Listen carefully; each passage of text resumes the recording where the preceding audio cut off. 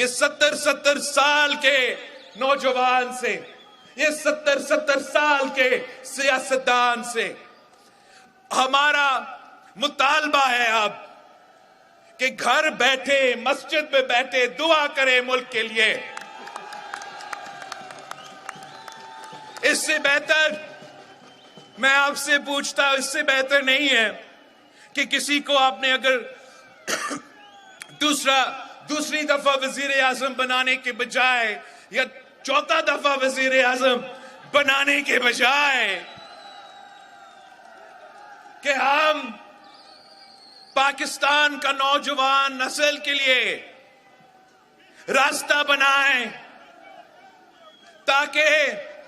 हम इस मुल्क की नुमाइंदगी कर सके और इस मुल्क के तमाम मसाइल हल कर सके। आपने बिलावल भुट्टो साहब की कि वो कहते हैं कि जी 70 साल के बुज़ुर्ग को जो है वो वज़ीर-ए-आज़म नहीं बनना चाहिए, तो मैं उनसे गुजारिश करूंगा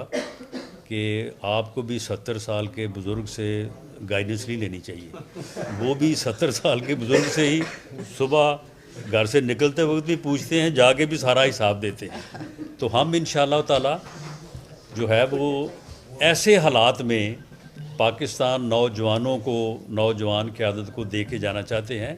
कि जो उनके लिए मुश्किल का बायस ना हो बल्कि उनके लिए जो है वो आसानी का बायस हो। तो बिलावल साहब अभी इंतज़ार करें, जब पाकिस्तान अच्छे हाल में होगा तो फिर नौजवानों का मुकाबला हो जाएगा।